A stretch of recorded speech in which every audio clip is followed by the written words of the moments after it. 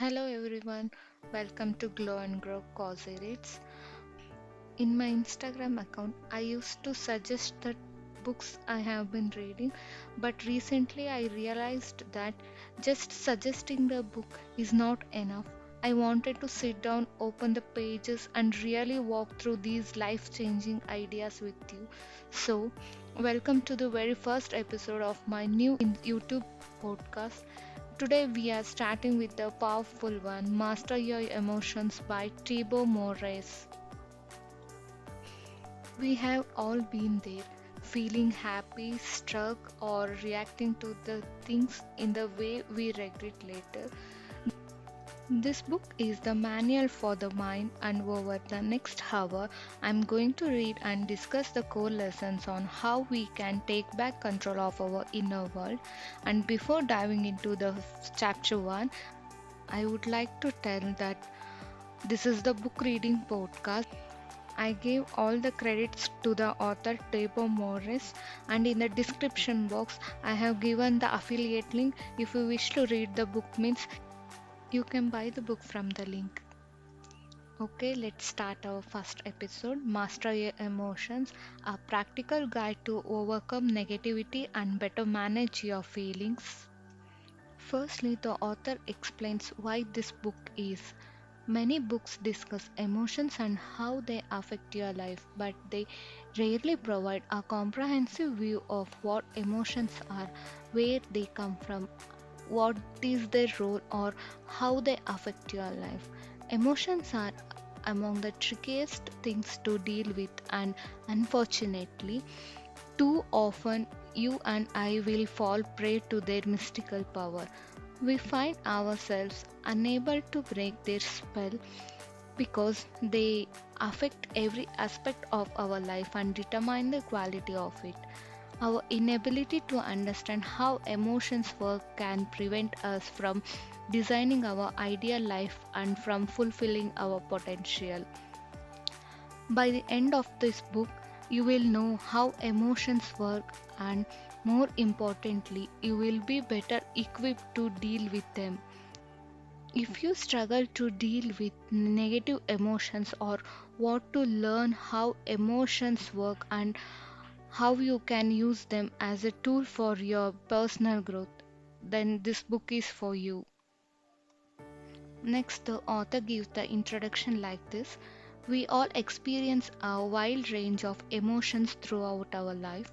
I have to admit, while writing this book, I experienced highs and lows myself. At first, I was filled with excitement and thrilled at the idea of providing people with the guide to help them understand their emotions. I imagined how readers' lives would improve as they learned to control their emotions. My motivation was high, and I could not help but imagine how great the book would be. Or so I thought. After the initial excitement, the time came to sit down to write the actual book, and that's when the excitement wore off pretty quickly. Ideas that looked great in my mind suddenly felt dull. My writing seemed boring, and I felt as though I had nothing substantive or valuable to contribute. Sitting at my desk and writing became more challenging each day. I started losing confidence. Who was I to write a book about emotions if I could not even master my own emotions? How ironic. I considered giving up. There are already plenty of books on the topic, so why add one more? At the same time, I realized this book was a perfect opportunity to work on my own emotion issues. And who doesn't suffer from negative emotions from time to time? We all have highs and lows, don't we? The key is what we do with our lows. Are we using our emotions to grow? Are we learning from something from them, or are we beating ourselves up over them? So let's talk about your emotions now. Let me start by asking you this. How do you feel right now? So let's pause for a minute and let's everyone ask ourselves actually how we are feeling right now, and have that answer in your mind and continue with the podcast. Okay, next continuing. Knowing how you feel is the first step toward taking control of your emotion. You may have spent so much time internalizing you have lost touch with your emotions. Perhaps you answered as follows: I feel this book could be useful, or I really feel I could learn something from this book. However, none of these answers reflect how you feel. You don't feel like this or feel like that. You simply feel. You don't feel like this book could be useful. You think this book could be useful, and that generates an emotion which makes you feel excited about reading it. Feelings manifest as physical sensations in your body, not as an idea in your mind. Perhaps the reason the word feel is so often overused or misused is because we don't want to talk about our emotions. So, how do you feel now? Why is it important to talk about emotions? How you feel determines the quality of your life. Your emotions can make your life miserable or truly magical. That's why they are among the most important things to focus on. Your emotions color all your experiences. When you feel good, everything feels or tastes better. You also think better thoughts. Your energy levels are higher and possibility seems limitless. Conversely, when you feel depressed, everything seems dull. You have little energy and you become unmotivated. You feel stuck in the place mentally and physically. You don't want to be in, and future looks gloomy. Your emotions can also act as a powerful guide. They can tell you something is wrong and allow you to make changes in your life. As such, they may be among the most powerful personal growth tools you have. Sadly, neither your teachers nor your parents taught you how emotions work or how to control them. I find it ironic that just about anything comes with a how to manual while your mind doesn't. You have never received an instruction manual to teach you how your mind works and how to use it to better manage your emotions. Have you? I haven't. In fact, until now, I doubt one even existed. What you will learn in this book is the how to manual your parents should have given you at the birth. It's the instruction manual you should have received at the school. In it, I will share everything you need to know about emotions so you can overcome your fears and limitations and become the type of the person you really want to be. You will learn what emotions are, how they are formed, and how you can use them for your personal growth. You will also learn how to deal with negative emotions and condition your mind to create more positive emotions. It is very sincere hope and expectation that by the end of this book you will have a clear understanding of what emotions are and will have all the tools you need to start taking control of them. More specifically, this book will help you understand what emotions are and how they impact your life.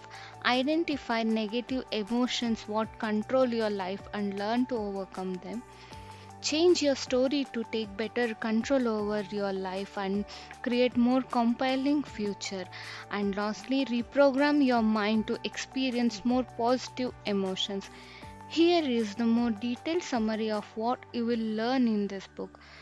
In this, there are four parts, and in the first part, we will discuss what emotions are, and you will learn why you are wired to focus on negativity and what you can do to counter this effect. You will also discover how your beliefs impinge upon your emotions.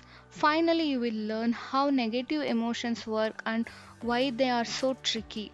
And in the second part, we will go over the things that directly impact your emotions. You will understand the roles of your body, your thoughts, your words, or your sleep play in your life, and how you can use them to change your emotions. And next part is third part, and you will learn how emotions are formed. You will also learn how to condition your mind to experience more positive emotions. And in final part, we will discuss how to use your emotions as a tool for personal growth. You will learn why you experienced emotions such as fear or depression and how they work. You will then discover how to use them to grow. So let's get started from the first chapter. What emotions are. Have you ever wondered what emotions are and what purpose they serve? In this section, we will discuss how your survival mechanism affects your emotions. Then, we will explain what the ego is and how it impacts your emotions. And finally, we will discover the mechanism behind emotions and learn why negative emotions can be so hard to deal with. How your survival mechanism affects your emotions. Why people have bias towards negativity. Your brain is designed for survival, which explains why you are able to read this book at this very moment. When you think about it, the probability of you being born was extremely low. For this miracle to happen, all the generations before you had to survive long enough to procreate. In their quest for survival and procreation, they must have faced deaths hundreds or perhaps thousands of times. Fortunately, unlike your ancestors, you are not facing death every day. In fact, in many parts of the world, life has never been safer. Yet your survival mechanism has not changed much. Your brain still scans your environment looking for potential threats. In many ways, some parts of your brain have become obsolete. While you may not be seconds away from being eaten by a predator, your brain still gives significantly more weight to the negative events than to positive ones. Fear of rejection is one of the example of bias towards negativity. In the past, being rejected from your tribe would reduce your chances of survival significantly. Therefore, you learn to look for any sign of rejection, and this became hardwired in your brain. Nowadays, being rejected often carries little or no consequence to your long term survival. You could be hated by the entire world and still have a job, a roof, and plenty of food on the table. Yet your brain is still programmed to perceive rejection as a threat to your survival. This is why rejection can be so painful. While you know most of rejections are no big deal, you nevertheless feel the emotional pain.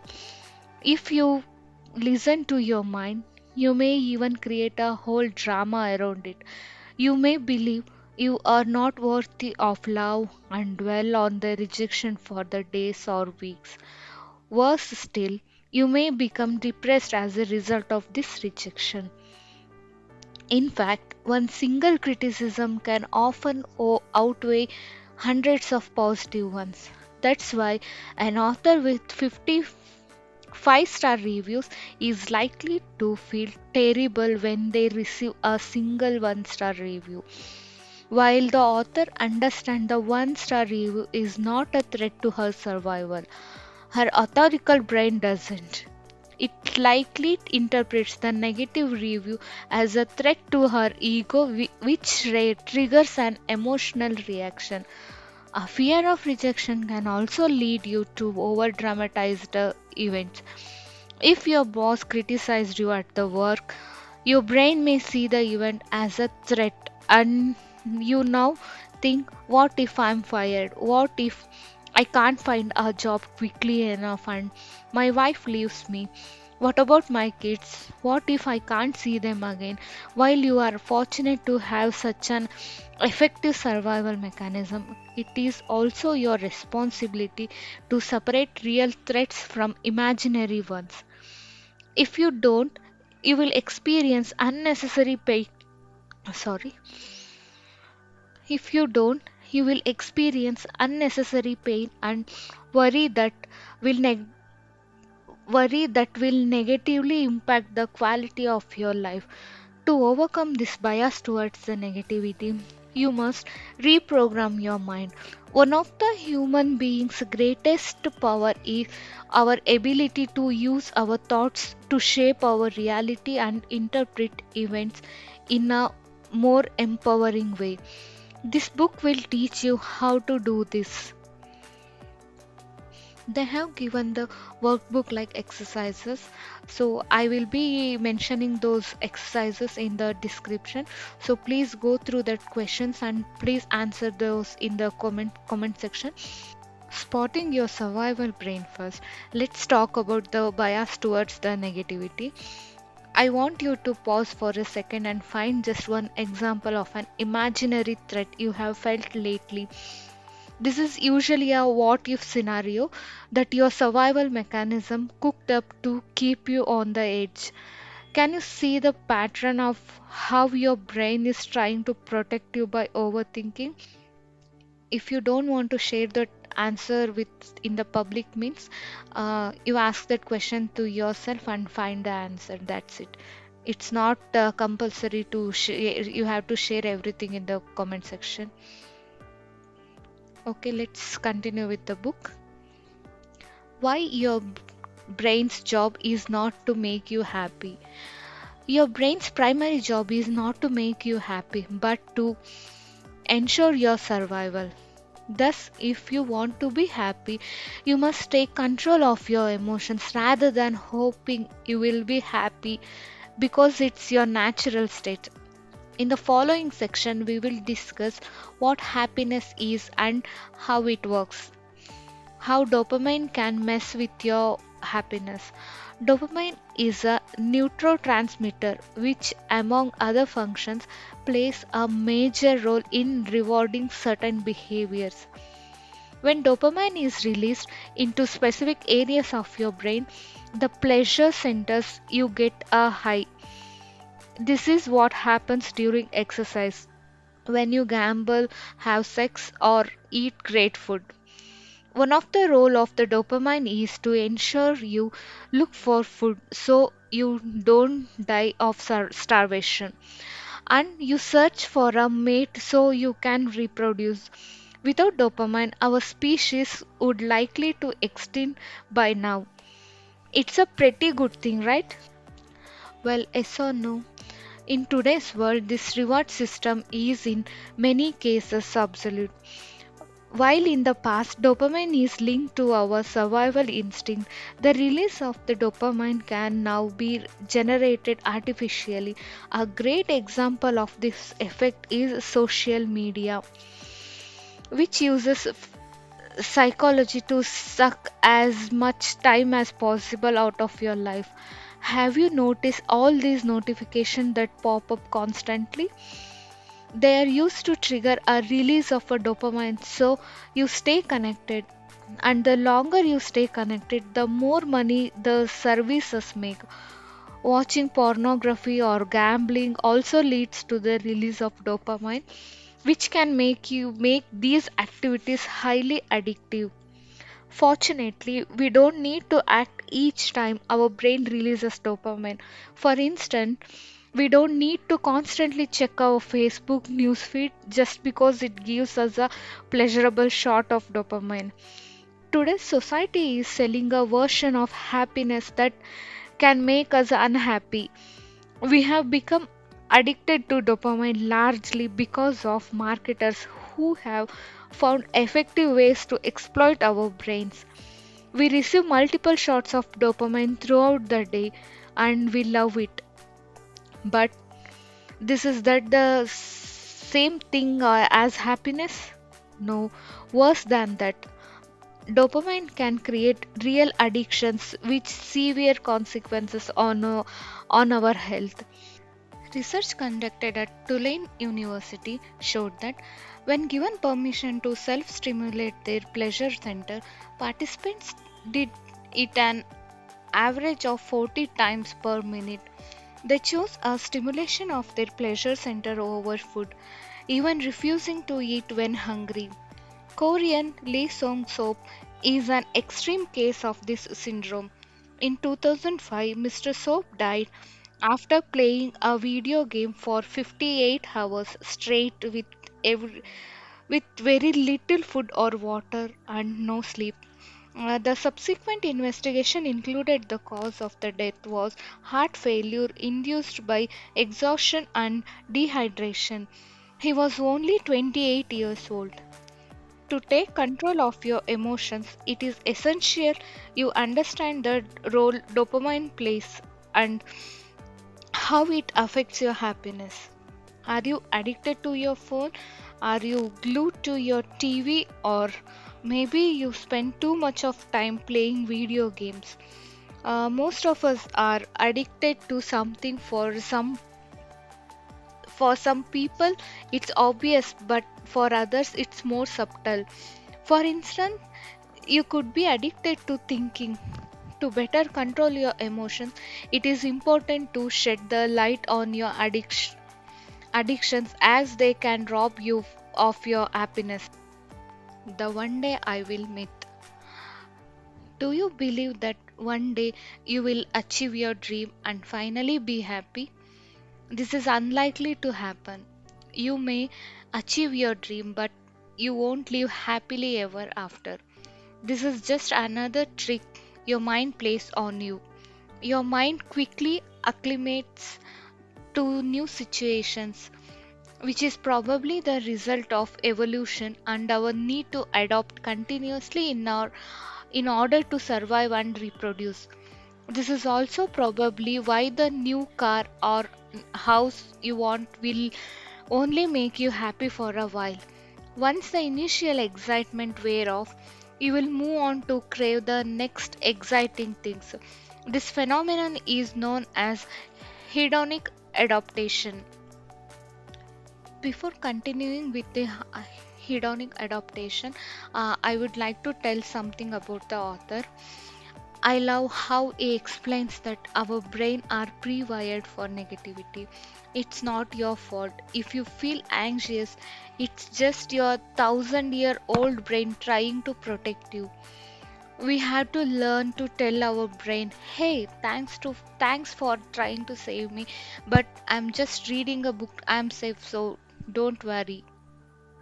So whenever we have that negative feelings or the some negative thoughts in our mind, so at that time we have to tell our brain that everything is normal and everything is safe, so no need to worry. If we cultivate this habit, means the amount of the negative thoughts or the negative feelings or negative emotions that come in our mind, may get reduced. So let's continue with the book. How hedonic adaptation works. Let me share an interesting study that will likely change the way you see happiness. This study, which was conducted on lottery winners paraplegics, was extremely eye-opening for me. Conducted in 1978, the investigation evaluated how winning the lottery or becoming the paraplegic influenced happiness. The study found that 1 year after the event, both groups were just as happy as they were beforehand. Yes, just as happy. You can find more about it by watching Dan Gilbert's Red Talk, The Surprising Signs of Happiness. Perhaps you believe that you will be happy once you have made it. But, as the above study on happiness shows, this is simply not true. No matter what happiness to you, you will revert back to your predetermined level of happiness once you have adopted to the new event. This is how the mind works. Does that mean you cannot be happier than you are right now? No. What it means is that in the long run, external events have very little impact on your level of happiness. In fact, according to Sonia Lubomirsky, the author of The How of Happiness, 50% of our happiness is determined by genetics, 40% by internal factors, and only 10% by external factors. These external factors include such things as whether we are single or married, rich or poor, and similar social influences. This suggests only 10% of your happiness is linked to the external factors, which is probably way less than you thought. The bottom line is this: your attitude towards life influences your happiness, not what happens to you. By now, you understand how your survival mechanism impacts negatively your emotions and prevents you from experiencing more joy and happiness in your life. In the next section, we will learn about the ego. So next is another workbook question, and it's the dopamine hunt. I want you to identify the things in your daily life that give you those quick shots of dopamine. We are talking about the things like watching TV, video games, scrolling through social media, or even the things like gambling. Take a moment to identify yours. Recognizing these hits is the first step to taking control of your happiness instead of just being on a dopamine roller coaster. So, go through those 2 points, check out the link in the description to follow along properly, and let's move into how we can start reframing those habits. Alright, I'm gonna leave it there for today. 26 minutes of brain talk is probably enough for one sitting, but seriously, don't forget to check out that link in the description. Find that one imaginary threat your survival brain is obsessed with and just sit with it for a second. It really helps to see how your mind is trying to play you. I'm actually going to be back this Sunday with the next part of this. So make sure you have done that one exercise before then. We are going to dive even deeper into how dopamine is messing with your head and what we can actually do about it. Thanks for hanging out with me for this first one. Do the work, stay mindful, and I will talk to you all on Sunday.